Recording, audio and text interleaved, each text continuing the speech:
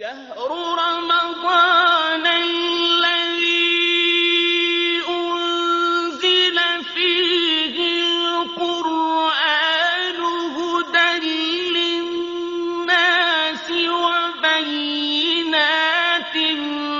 من الهدى والفرقان.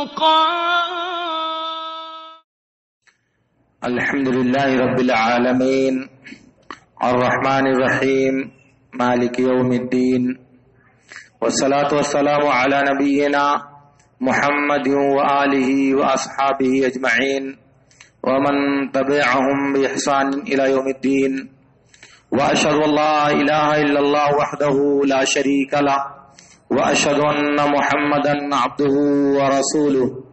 أما بعد، معزز حاضرین، اللہ رب العالمین نے ارشاد فرمایا، فمن کان یرجو لقاء ربہ فلیعمل عملا صالحا ولا یشرک بعبادت ربہ احدا. تم میں سے جو شخص اللہ سے ملاقات کی امید رکھتا ہو اسے چاہیے کہ وہ نیک عمل کرے اور اللہ کے ساتھ شرک نہ کرے. اسلام میں کسی بھی عبادت کی قبولیت کے لیے یہ دو چیزیں شرط ہیں. حافظ ابن کثیر نے اس کی تفسیر کرتے ہوئے لکھا ہے کہ عمل صالح سے مراد ہے کہ وہ عمل جو ٹھیک ہو اور نبی صلی اللہ علیہ وسلم کی سنت کے مطابق ہو اور اس کے ساتھ کسی کو شریک نہ ٹھہرائے، یعنی صرف اللہ رب العالمین کے لیے اس عبادت کو انجام دے اور عبادت میں کسی کو شریک نہ کرے. اس اعتبار سے کوئی بھی عمل کیا جائے تو اس کے اللہ کے ہاں مقبول ہونے کے لیے ان دونوں شرطوں کا پایا جانا ضروری ہے.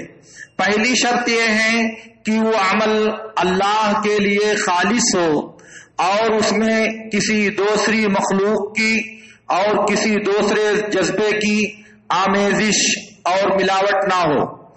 اور دوسری شرط یہ ہے کہ وہ عمل سنت کے مطابق ہو، اللہ کے نبی صلی اللہ علیہ وسلم کے طریقے کے مطابق ہو. رہ گئی پہلی بات کہ وہ عمل اللہ کے لیے خالص ہو. تو خالص کا ترجمہ جو کیا جاتا ہے عربی زبان میں، اس کا مطلب ہوتا ہے جس میں کسی چیز کی ملاوٹ نہ ہو.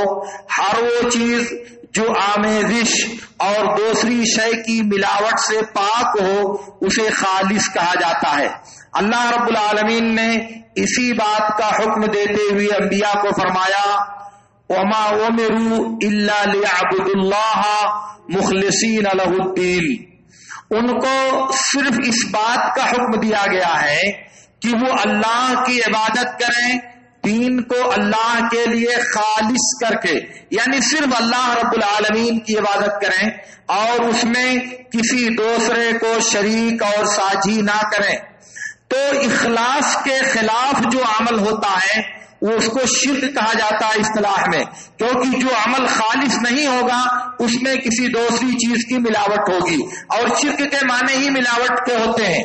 اب اگر اللہ کی ذات میں، اللہ کی صفات میں، اللہ کے افعال میں کسی مخلوق کو شریک کیا جائے تو یا تو یہ اللہ کی ذات کے ساتھ شرک ہے، یا اللہ کی صفات کے ساتھ شرک ہے، یا اللہ کی عبادت میں شرک ہے. البتہ اگر کوئی عمل کیا جائے، کوئی عبادت کی جائے اور اس میں کسی کو شریک نہ کیا جائے لیکن اس میں یہ جذبہ اور یہ تصور دل میں پایا جائے کہ لوگ دیکھیں گے تو بہت اچھا سمجھیں گے، لوگوں کو معلوم ہوگا تو بہت خوش ہوں گے کہ میں بہت بڑی عبادت کرتا ہوں، یا لوگوں کو چاہیے کہ دیکھیں میری عبادت، ایسی جگہ وہ بیان کرے کہ لوگوں کو سنائے رات بھر میں آج نماز پڑھتا رہا، ایسا ہوا ویسا ہوا، کل میں اٹھا تھا تہجد پڑھنے تو یہ معاملہ پیش آیا اور ایسی ایسی بات ہوئی، وہ میں تھا گھر میں نماز پڑھ رہا تھا کہ نماز پڑھتے پڑھتے ایسا اور ایسا معاملہ ہو گیا. یا اس طرح کی باتیں وہ کہیں نہ کہیں گھما کے لاتا ہے کہ لوگوں تک یہ آواز پہنچے کہ میں تو ماشاء اللہ عبادت کر رہا تھا، میں اللہ کی بندگی کر رہا تھا. یہ جو جذبہ ہے یہ جذبہ اخلاص کے منافی ہے، یہ جذبہ شرک کے دائرے میں انسان کو داخل کرنے کا ذریعہ اور راستہ ہے۔ اسی طرح سے انسان ایک عبادت شروع کرتا اللہ کے لیے، درمیان عبادت اس کو تصور آتا ہے فلاں لوگ مجھ کو دیکھ رہے ہیں، تھوڑا اور اچھا پڑھنا چاہیے، لوگ میرے پر نظر چلائے ہوئے اس لیے مجھے اچھی عبادت کرنی چاہیے۔ یہ بھی اخلاص کے خلاف اور ریاکاری میں داخل ہونا ہے، اخلاص کو توڑنا اور دکھاوا، نمائش اور ریاکاری میں داخل ہونا ہے۔ تو اصل میں کل سوال آیا تھا کہ اخلاص کسے کہا جاتا ہے، میں اسی کا جواب دینا چاہتا ہوں۔ ایک حدیث میں آتا ہے، اللہ کے نبی صلی اللہ علیہ وسلم سے پوچھا گیا مل ایمان، قال الاخلاص، ایمان کیا ہے؟ اللہ کے نبی صلی اللہ علیہ وسلم نے فرمایا اخلاص ایمان ہے۔ اخلاص کا مطلب وہی جو میں نے عرض کیا کہ عمل کو اور بندگی کو، دین کو، عبادت کو اللہ رب العالمین کے لیے خالص کرنا، اس میں کسی مخلوق کا کوئی حصہ نہیں رکھنا، اپنے نفس کا کوئی حصہ نہیں رکھنا، دکھاوے کا، مخلوق کو سنانے کا، مخلوق کی نمائش کرنے کا کوئی جذبہ اس میں نہ پایا جائے، تو یہ اخلاص کہلائے گا، اور یہ کسی بھی عبادت کو قبول کرنے کے لیے بنیادی شرط ہے۔ ایک حدیث میں آتا ہے، ایک آدمی نبی صلی اللہ علیہ وسلم کے پاس آئے، کہا اللہ کے رسول ایک آدمی جہاد کرتا، ذرا کان کھول کے سنیے گا، ایک آدمی جہاد کرتا ہے، وہ اللہ سے ثواب اور اجر کی امید رکھتا ہے، اور یہ بھی چاہتا ہے کہ شہرت ہو جائے میری، لوگ جانے کہ میں بہت بہادر ہوں، بہت طاقتور ہوں، ہر جگہ جہاد میں شریک ہوتا ہوں۔ کہا کہ وہ چاہتا ہے اللہ سے ثواب کی امید، لیکن دل میں یہ چور بھی چھپا ہوا ہے کہ لوگوں کو پتہ چلنا چاہیے، لوگوں کے درمیان میری شہرت ہونا چاہیے، تو اس کو کیا ملے گا؟ اللہ کے نبی نے کہا اس کو کچھ نہیں ملے گا، نہ اجر ملے گا نہ ثواب ملے گا۔ اس آدمی نے پھر دہرایا الرجل یقاتل یرجو من اللہ الاجر والذکر، ثواب بھی چاہتا ہے، شہرت بھی چاہتا ہے، اس لیے جہاد کر رہا ہے۔ اللہ کے نبی نے دوبارہ کہا اس کو کچھ نہیں ملے گا۔ پھر اس نے تیسری مرتبہ سوال دہرایا، تیسری مرتبہ اللہ کے نبی صلی اللہ علیہ وسلم نے کہا لا شیء لہ، کچھ نہیں ملے گا اس کو۔ اس کے بعد آگے نبی صلی اللہ علیہ وسلم نے فرمایا ان اللہ لا يقبل من العمل الا ما كان خالصا وابتغي به وجه اللہ، اللہ رب العالمین صرف اس عمل کو قبول کرتا ہے جو خالص اللہ کے لیے ہو، اور اس عمل کے ذریعہ اللہ کی رضامندی چاہی گئی ہو، اللہ کی رضامندی مطلوب ہو، تب اللہ رب العالمین اس عمل کو قبول کرتا ہے۔ اس لیے جس بھی عمل میں اللہ کے علاوہ کسی مخلوق کا کوئی حصہ ہو، چاہے اس لیے کہ آپ اس کو اس میں شریک کرتے ہو، اور چاہے اس لیے کہ اس کو دکھانا چاہتے ہو، اس کی تعریف لینا چاہتے ہو، اسے متاثر کرنا چاہتے ہو اپنی عبادت سے، تو پھر آپ کو عبادت کا ثواب نہیں ملے گا۔ ایک حدیث میں آتا ہے اللہ کے نبی صلی اللہ علیہ وسلم نے فرمایا کہ اللہ رب العالمین نے کہا انا خیر الشرکاء، میں جتنے شرکا ہیں، ساجیدار لوگ بناتے ہیں، جتنے پارٹنر میرے لیے لوگ متعین کرتے ہیں، ان میں سب سے بہتر میں ہوں۔ فمن عمل عملا اشرک فیہ معی غیری فہو لشریکی، جس نے عمل کیا اور عمل میں میرے ساتھ کسی دوسرے کو شریک کیا تو وہ میرے شریک کا عمل ہوگا، میرا اس میں کچھ نہیں ہوگا، میرا اس میں کوئی حصہ نہیں ہوگا۔ اور کہا ان اللہ لا يقبل من الاعمال الا ما خلص له، اللہ رب العالمین اس عمل کو قبول کرتا ہے جو صرف اللہ کے لیے خالص ہو۔ اس لیے تم لوگ یہ مت کہو یہ عمل اللہ کے لیے ہے اور بزرگوں کے لیے ہے، یہ عمل اللہ کے لیے ہے اور معززین کے لیے ہے، اور یہ عمل اللہ کے لیے ہے اور وجوہ یعنی انسانوں کے چہرے کو خوش کرنے کے لیے ہے، کیونکہ وہ عمل میرے لیے نہیں بلکہ انہی لوگوں کے لیے ہوگا جن کو آپ نے متعین کیا ہے، کیونکہ میں شریکوں میں سب سے بہتر ہوں، جو میرے ساتھ شریک ہوتا سب اسی کو دے دیتا ہوں، میرا کوئی حصہ اس میں نہیں ہوتا۔ یہ اللہ رب العالمین کا اعلان ہے۔ اسی لیے صحیح مسلم کی ایک روایت میں ہے اللہ کے رسول صلی اللہ علیہ وسلم نے ارشاد فرمایا کہ اللہ تعالیٰ فرماتا ہے انا اغنى الشركاء عن الشرك فمن عمل عملا اشرك فيه معي غيري तरक्तहु व शिरकहु। अल्लाह रब्बुल आलमीन कहता है कि शुरका में सबसे ज्यादा बेनियाज मैं हूं, सबसे ज्यादा मुस्तगनी और सबसे ज्यादा दूसरों से बेनियाज मैं हूं।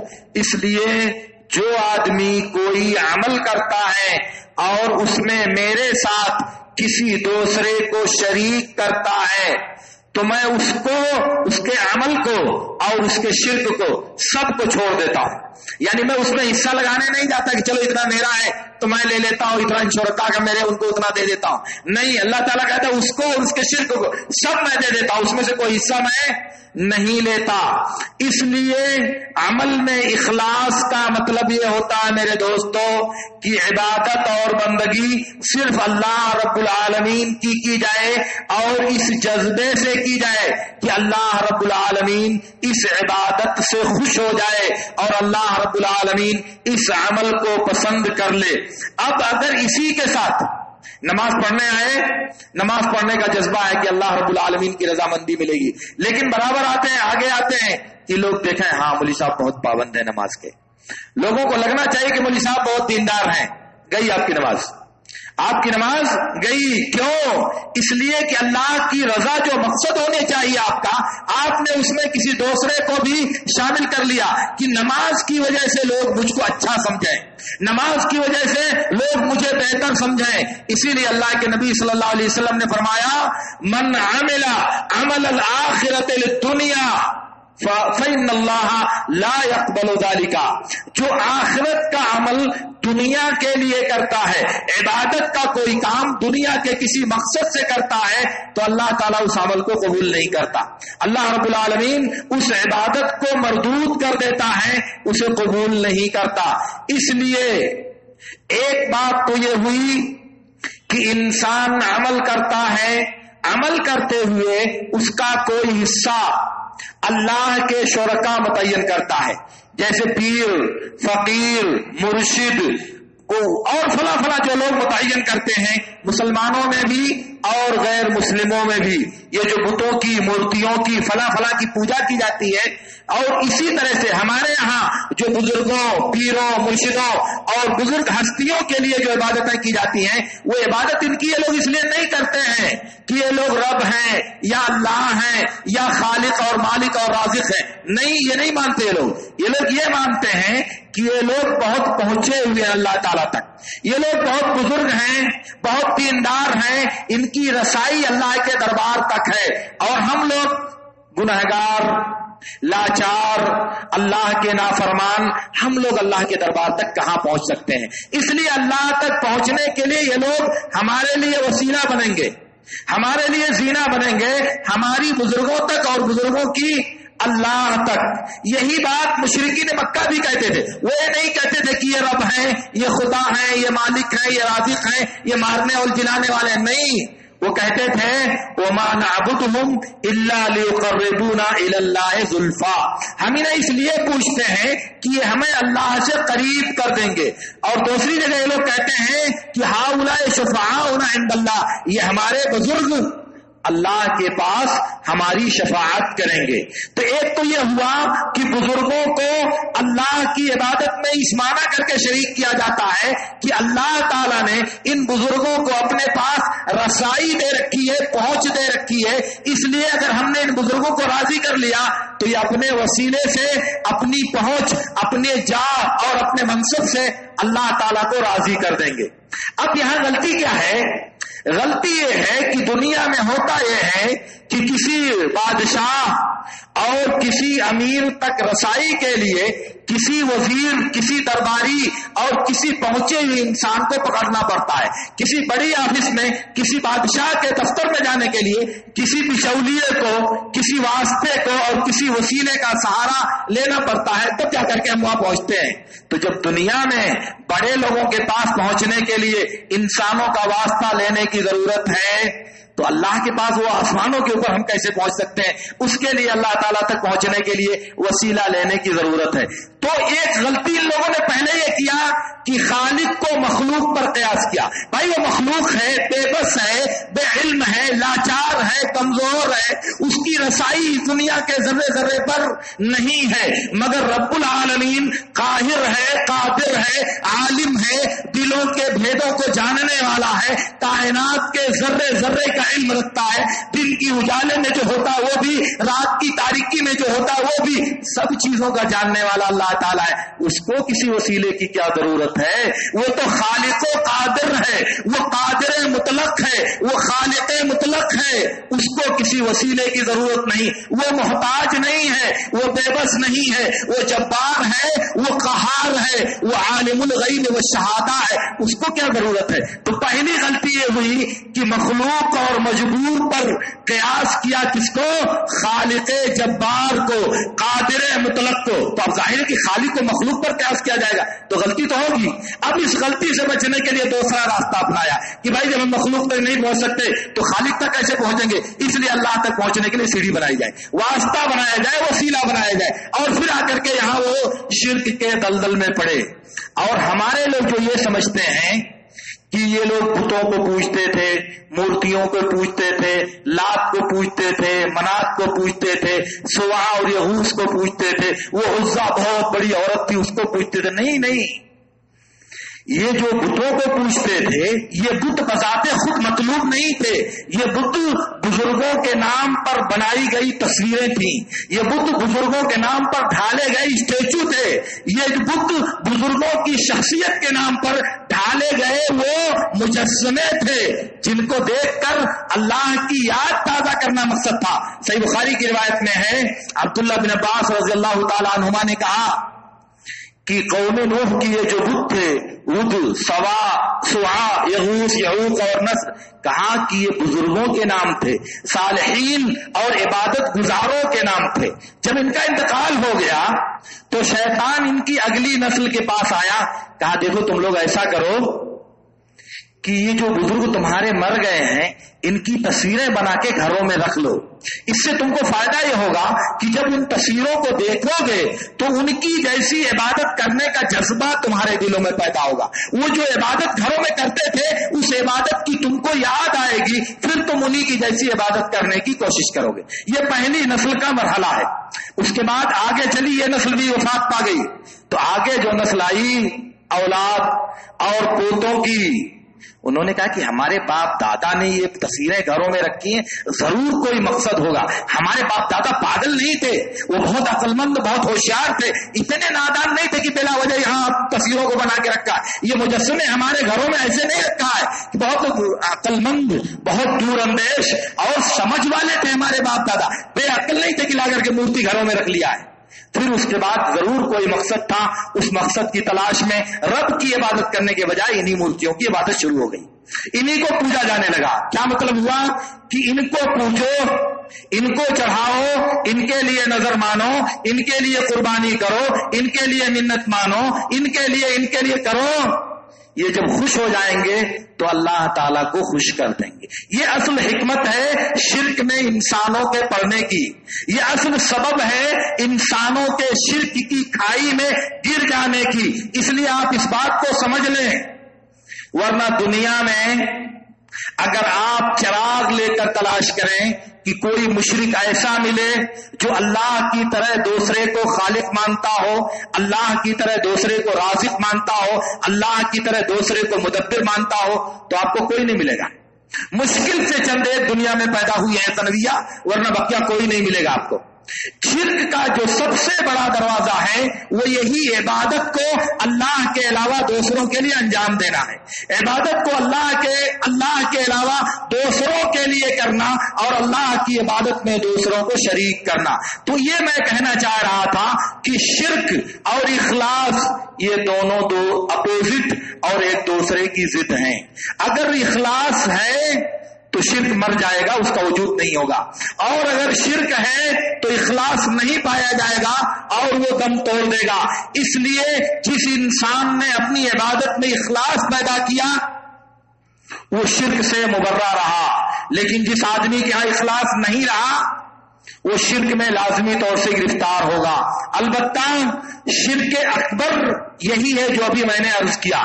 البتہ دوسرا شرک ہے جو ہمارے ہاں عام طور سے پایا جاتا ہے جسے شرک اصغر کہا جاتا ہے. شرک اصغر، شرک خفی، شرک السرائر. ابو سعید خدری رضی اللہ تعالیٰ عنہ کہتے ہیں کہ ایک دن ہم بیٹھ کر کے آپس میں گفتگو کر رہے تھے مسیح دجال کے بارے میں. بحث کر رہے تھے دجال کیا ہوگا، کیسا ہوگا، جیسے کہ مجلسوں میں چلتا ہے. اللہ کے نبی صلی اللہ علیہ وسلم آئے، کہا کیا بات کر رہے ہو؟ کہا ہم لوگ دجال کے بارے میں بات کر رہے ہیں. تو اللہ کے نبی صلی اللہ علیہ وسلم نے کہا میں تم کو ایسی چیز بتاتا ہوں جس کا مجھے تمہارے اوپر دجال سے زیادہ ڈر ہے. مجھے تمہارے اوپر دجال کا اتنا ڈر نہیں کہ تمہیں گمراہ کر دے گا، اس سے زیادہ مجھے تمہارے اوپر ایک دوسری چیز کا ڈر ہے کہ تم کو گمراہ کر دے گا. کہا اللہ کے رسول کیا ہے؟ کہا مجھے تمہارے اوپر شرک خفی کا ڈر ہے. کہا اللہ کے رسول شرک خفی کیا ہوتا ہے؟ کہا ان يدخل الرجل في الصلاة فيزين صلاته لما يرى من نظر الرجل إليه. کہا شرک خفی کیا ہوتا ہے؟ کہا کہ انسان نماز میں داخل ہوتا ہے اور درمیان نماز دیکھتا ہے کہ آدمی مجھے نماز پڑھتے ہوئے دیکھتا ہے، اس کو دیکھ کر نماز کو بہت اچھی پڑھنے کی کوشش کرتا ہے، نماز کو بہتر اور خوبصورت بنانے کی کوشش کرتا ہے. کہا یہ شرک خفی ہے. کہا کہ یہ شرک خفی ہے، اس کا مجھے تمہارے اوپر دجال سے زیادہ ڈر ہے. ایک دوسری حدیث میں اللہ کے نبی صلی اللہ علیہ وسلم نے فرمایا ان اخوف ما اخاف علیکم شرک السرائر. میں تمہارے اوپر سب سے زیادہ شرک سرائر کا خوف کھاتا ہوں. صحابہ نے کہا کہ اللہ کے رسول یہ شرک سرائر کیا ہے؟ پوشیدہ چیزوں کا شرک کیا ہے؟ کہا ان یصلی الرجل فیزین صلاته لما یری من نظر الرجال الیہ. نماز پڑھتا ہے اور دیکھتا ہے کہ کچھ لوگ مجھے دیکھ رہے ہیں تو نماز اچھی پڑھنے لگتا ہے. نماز میں تصنع اور بناوٹ کے ساتھ عام اوقات کی بنسبت بہتر نماز پڑھنے کی کوشش کرتا ہے. یہ ہے شرک اصغر، یہ ہے شرک سرائر، اور یہ ہے شرک خفی. اور اسی کا نام ہے دکھاوا، اسی کا نام ہے نمائش، اسی کا نام ہے مکاری کرنا. عبادت اللہ کے لیے ہونی چاہیے، بندے کو دیکھا عبادت کرتے ہوئے اور اب کیا کرنا، بہت اچھی طرح سے بہت خشوع اور خضوع کے ساتھ نماز شروع ہو گئی. تو یہ خشوع اور خضوع کس کے لیے کیا جا رہا ہے؟ یہ خشوع اور خضوع نماز میں بہتری، نماز میں خوبصورتی، نماز میں عمدگی کس کے لیے پیدا کی جا رہی ہے؟ اللہ کے نبی صلی اللہ علیہ وسلم نے کہا یہی شرک خفی ہے. ایک مرتبہ ابو موسیٰ اشعری، ابو علی باہلی کہتے ہیں کہ ایک مرتبہ، باہلی نہیں کاہلی، ابو علی کاہلی رحمت اللہ علیہ کہتے ہیں کہ ایک مرتبہ ابو موسیٰ اشعری نے خطبہ دیا. خطبہ دیتے ہوئے انہوں نے کہا کہ کیا بات ہے، کچھ لوگ شرک خفی اور شرک اصغر کا شکار ہو جاتے ہیں، عبادت کرتے ہیں، عبادت میں شرک اصغر میں مبتلا ہو جاتے ہیں. تو دو لوگ کھڑے ہوئے، کہا کہ دیکھو اس کی دلیل دو ورنہ ہم عمر کے پاس چلتے ہیں. اجازت ملے تب بھی، نہیں ملے گی تب بھی ہم عمر کے پاس چلتے ہیں. کہا نہیں بیٹھو تو میں تم کو دلیل دیتا ہوں. ابو موسیٰ اشعری رضی اللہ تعالیٰ عنہ نے کہا کہ ایک مرتبہ اللہ کے نبی صلی اللہ علیہ وسلم ہمارے سامنے خطبہ دینے کے لیے کھڑے ہوئے تو آپ نے کہا اتقوا الشرک فإنہ اخفی من دبیب النمل. کہا شرک سے بچو، شرک سے بچو. دوسری روایت میں ہے اتقوا الشرک الخفی، اتقوا الشرک الاصغر، چھوٹے شرک سے بچو.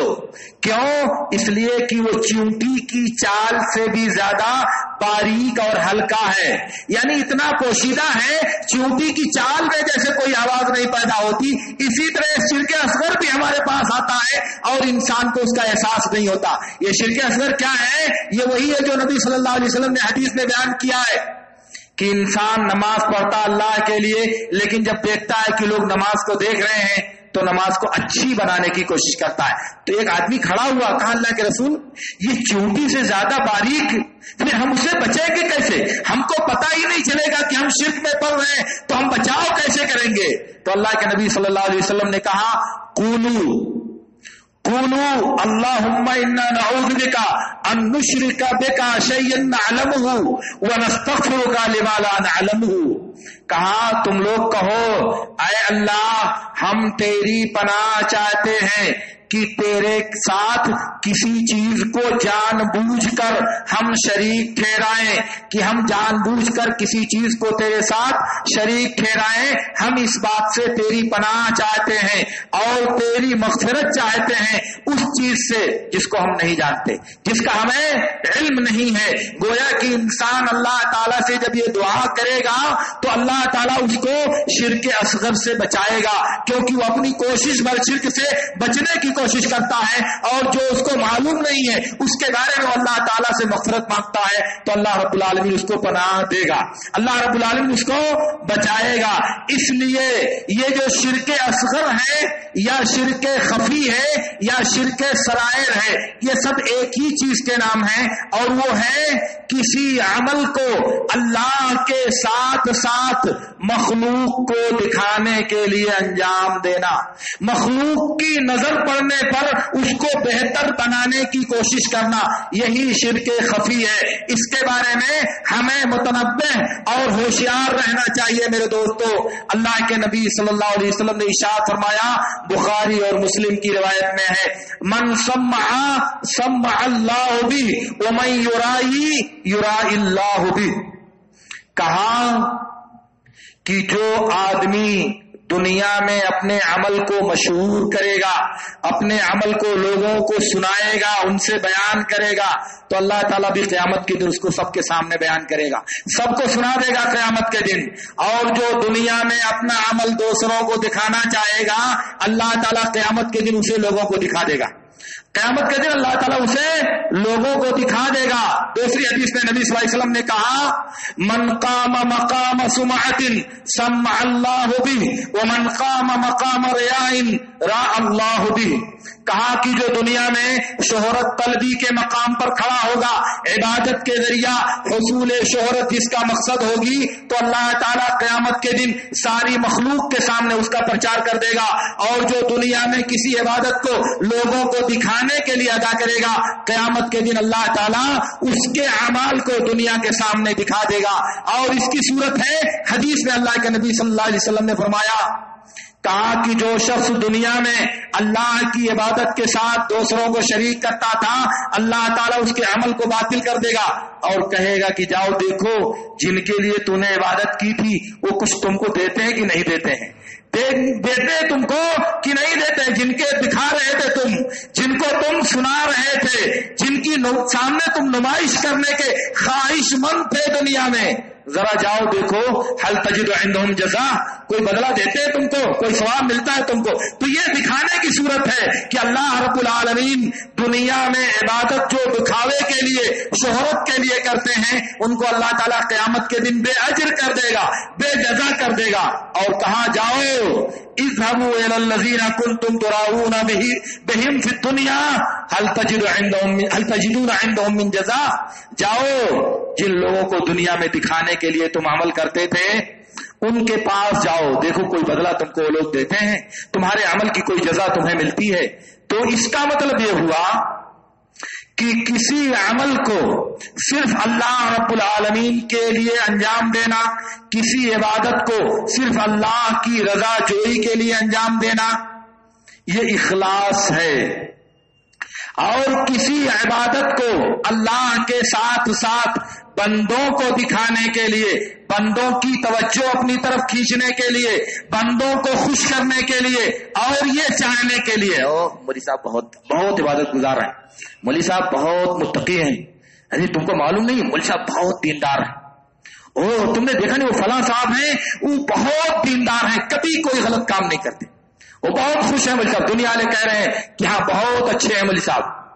یہ طلب کرنے کے لیے جو آدمی عبادت کرتا ہے اس نے اپنی عبادت کو برباد کر لیا, اس نے ریاکاری کیا, اس نے دکھاوا کیا, اس نے نمائش اور شہرت چاہی, تو اللہ تعالیٰ نے اس کو وہی بدلا دیا، شہرت مل گئی دنیا میں اور آخرت میں کچھ نہیں ملے گا۔ وہ مشہور واقعہ جو بخاری اور مسلم میں اللہ کے رسول صلی اللہ علیہ وسلم نے ذکر کیا ہے، آپ سب جانتے ہوں گے کہ پہلے 3 لوگوں سے جب جہنم کو بھڑکایا جائے گا وہ 3 ریاکار لوگ ہوں گے۔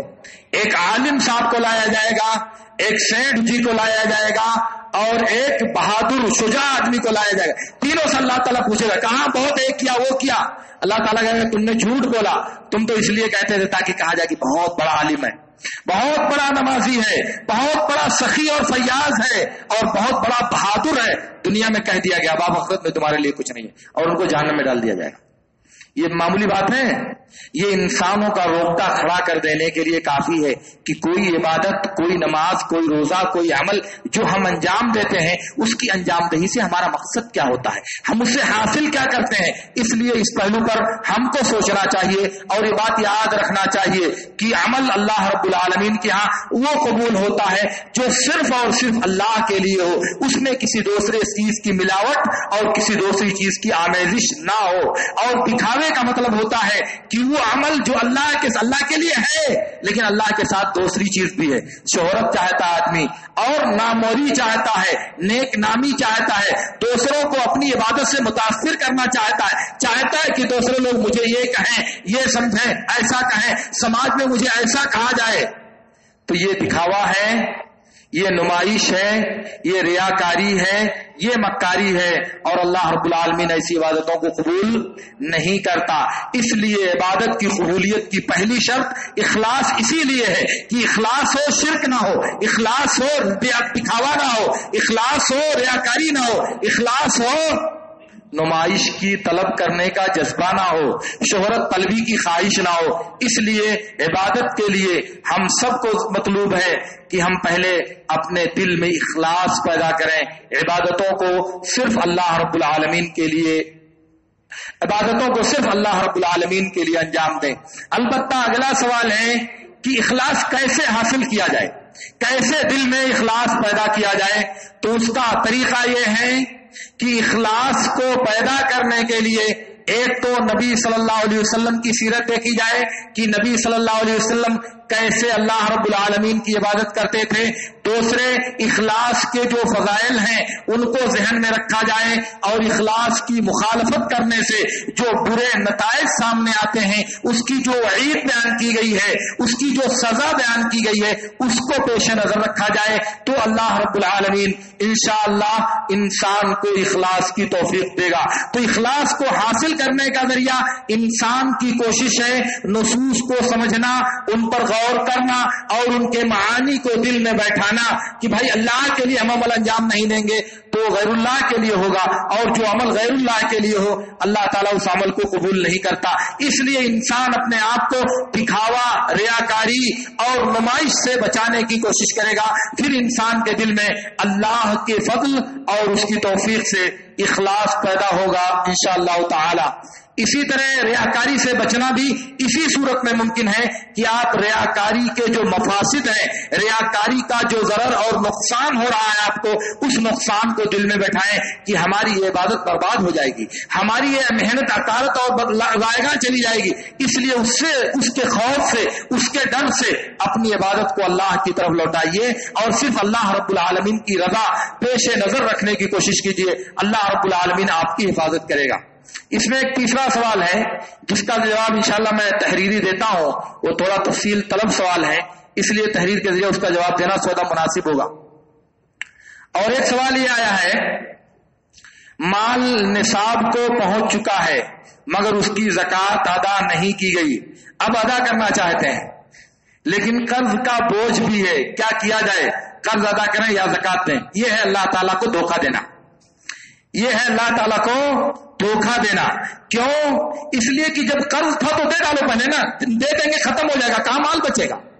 اگر قرض ہے اور قرض ادا کرنا ضروری ہے تو پہلے قرض دے ڈالو، جب قرض ادا ہو جائے گا تب نہ سوال ہوگا کہ زکات دینا یعنی، اور مال آپ کے پاس موجود ہے، قرض بھی نہیں دیا، زکات بھی نہیں دیا، تو کس کو دھوکہ دینا چاہتے ہو؟ دیکھو اس وقت ہماری اقتصادی زندگی، ہماری اکنامک جو لائف ہے وہ 90% قرض پر قائم ہے. آپ سمجھ لیجئے اس کو، 90% ہم لوگ سب قرض لیتے اور دیتے، اسی پر زندگی قائم ہے. تو اب کوئی قرض سال بھر بعد دینا ہے، کوئی 1.5 سال بعد دینا ہے، کوئی 2 سال بعد دینا ہے، تو 2 سال بعد جو قرض دینا ہے اس کے انتظار میں آج ہی سے زکات نہیں دی جائے گی، کیونکہ قرض دینا ہے. یہ حرام ہے کہ نہیں؟ آپ 2 سال کی زکات کھا رہے ہو کہ نہیں کھا رہے ہو؟ کیونکہ وہ قرض آج نہیں دینا، آج واجب الادا نہیں ہے، وہ سال بھر کے بعد آپ کو دینا ہے، اور قرض آپ پر آج واجب ہو رہی ہے. پھر اس کے ناطے اس کو روکنے کا مطلب کیا ہوا؟ اس لیے یہ چیزیں شیطان کا حربہ ہے، شیطان کا حیلہ ہے. اس لیے آپ زکات کی ادائیگی میں پہل کیجئے، اور فوراً جیسے ہی جس تاریخ میں زکات واجب ہو اس تاریخ میں زکات کی ادائیگی کیجئے. اور قرض ہے اگر آپ نے اب تک ادا کر دیا تو نہیں ادا کیا تو جب ادا کرنا ہوگا تو ادا کر دیجئے گا. لیکن آج ابھی آپ کے پاس مال ہے، آپ اس کے مالک ہیں، اور آج آپ کو زکات دینا ضروری، زکات کیا ہو، قرض واپس کرنا ضروری نہیں ہے، تو آپ اللہ کے لیے زکات دیجئے، اور قرض جب ادا کرنا ہوگا تو آپ ادا کیجئے گا. اللہ تعالیٰ ادائیگی کی راہیں اور اس کے راستے آپ کے لیے آسان کرے گا. بس شرط یہ ہے، وہی بات آ گئی، دل میں اخلاص پیدا کیجئے، عبادت گزاری کا جذبہ پیدا کیجئے. زکات دینا اور نہیں دینا یہ دونوں اللہ کی مرضی اور اس کی خوشی کے پیش نظر ہونا چاہیے. اگر انسان اس بارے میں مخلص ہو کہ وہ زکات دینا چاہتا ہے تو اللہ تعالیٰ کہتا ہے وَمَن يَتَّقِ اللَّهَ يَجْعَل لَّهُ مَخْرَجًا، جو اللہ کے ڈر سے کوئی کام کرے گا اللہ 100 راستہ اس کو نکال کے دے گا. اور آپ پہلے سے سانس پھول رہی ہے، زکات دوں کی صدقہ دوں، زکات دوں کی قرض دوں، زکات نہیں، یہ دھوکہ ہے، یہ شیطان آپ کو گمراہ کر رہا ہے، شیطان آپ کے نفس میں وسوسہ ڈال رہا ہے. آج کی تاریخ میں زکات واجب ہوئی، آج زکات دیجیے، مال ہے آپ کے پاس، اور جب قرض دینا ہوگا تو قرض دیجیے گا. ابھی تک تو نہیں دیا آپ نے، اگر آپ کے ضروری تھا تو دے دیجیے، دے دیں گے، بات ختم ہو جائے گی، سوال ہی نہیں پیدا ہوگا، کیونکہ مال نہیں رہ گیا آپ کے. لیکن مال بھی رکھے ہوئے ہیں، قرض بھی نہیں دے رہے ہیں اور زکات بھی نہیں دینا چاہتے، تو یہ دھوکہ کس کو دینا چاہتے ہیں آپ؟ اپنے آپ کو کہ اللہ تعالیٰ کو؟ اس لیے یہ بات مناسب نہیں ہے، بلکہ زکات فوراً ادا کی جائے، اور جب قرض دینے کا وقت آئے تو قرض دے دیجیے. پھر اللہ رب العالمین ہمیں ان سب باتوں کی توفیق عطا فرمائے.